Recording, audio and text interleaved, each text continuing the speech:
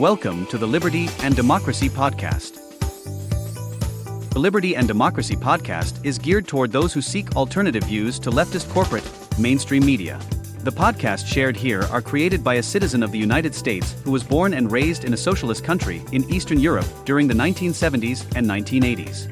As more and more members of our youth pivot towards Marxism, socialism, and communism in the United States of America and beyond, now, more than ever, it is important to focus on liberty and democracy instead of the alluring Marxist and socialist trends which, as history repeatedly has shown, lead to repressive authoritarian regimes. Let us make it clear. Marxism does not lead to utopia either in the United States of America or anywhere else in the world. Let us question governments, policies, and manufactured social progressivism, and not go along with whatever we are told to agree to. Let us go back to the times when it was okay for us to agree to disagree.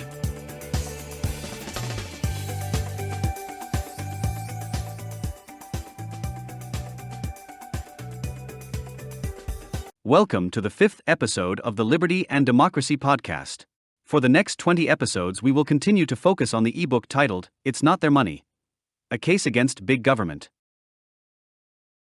In It's Not Their Money, a case against big government, we'll look at why big government may not be the best option. One main issue is government corruption. When there is a lot of money in the hands of politicians, it can lead to misuse. Some politicians may use funds for personal gain rather than public good. This corruption makes people lose trust in their leaders. Another problem is government inefficiency. Big government often means more rules and regulations. This can slow things down and make simple tasks complicated. For example, getting a permit or starting a business can take a long time because of bureaucracy.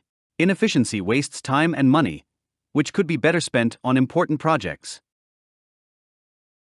So, when we talk about big government, we have to consider these issues. Corruption and inefficiency are serious problems that affect everyone. By understanding these points, we can better discuss what type of government works best for us all. Today we continue the second chapter of It's Not Their Money. A case against big government titled The Failure of Socialist and Communist Economies, with a subchapter Lack of Individual Incentives. You can read the ebook online as well as interact on this topic with our artificial intelligence chatbot via the ebook page on www.sersea.com. We're now about to listen to Maestro Cercia's ebook titled, It's Not Their Money, A Case Against Big Government. Chapter 2, The Failure of Socialist and Communist Economies. Lack of Individual Incentives. Introduction to the Lack of Individual Incentives segment. As I delve into the heart of my argument against big government and the detrimental effects of socialist and communist ideologies on our society, I cannot help but emphasize the importance of individual incentives. In my years of studying and living under these oppressive systems, I have witnessed firsthand the stifling of individual motivation and innovation. The lack of individual incentives in these systems stands as a significant barrier to economic growth and progress. Definition and importance of individual incentives. Individual incentives can be defined as the driving forces that push individuals to achieve success, innovate, and contribute to society. They are the personal rewards, recognition, and benefits that individuals receive for their hard work and dedication.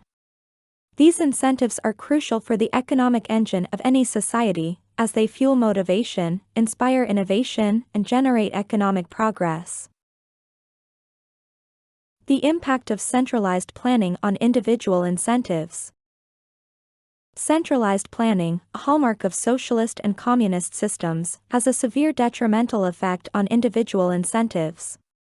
In these systems, decisions regarding production, resource allocation, and economic planning are concentrated in the hands of the government.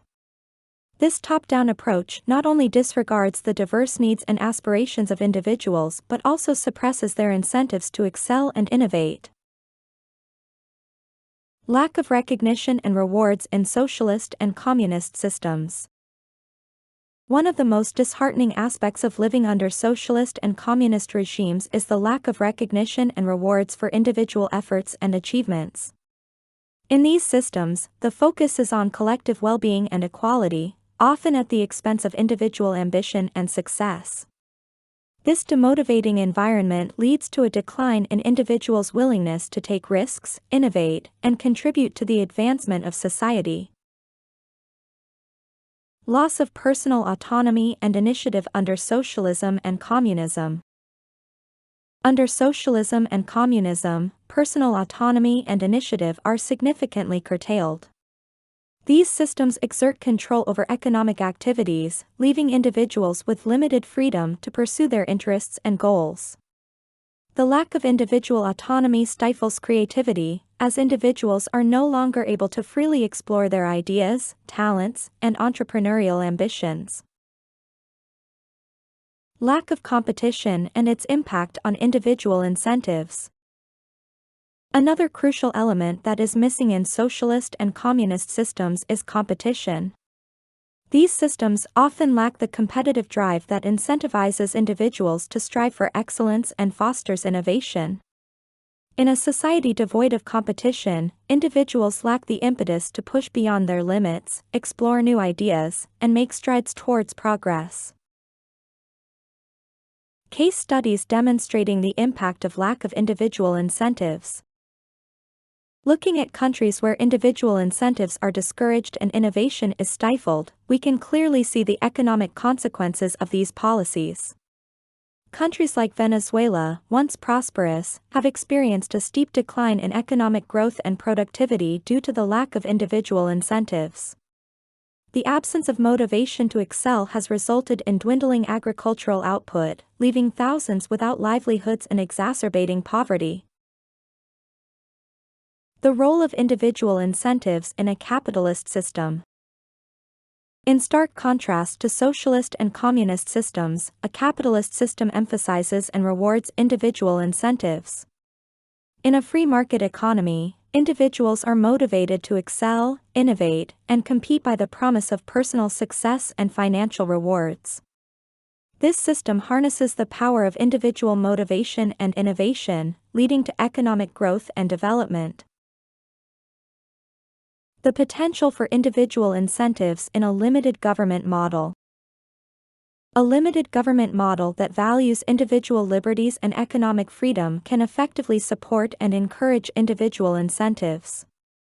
By championing policies that reward individual motivation and innovation, we can create an environment in which individuals are empowered to contribute to their communities, advance society, and reach their full potential. Conclusion. The lack of individual incentives in socialist and communist systems is a severe detriment to economic growth and progress. Centralized planning, the absence of recognition and rewards, the loss of personal autonomy and initiative, and the lack of competition all contribute to stifled innovation and motivation.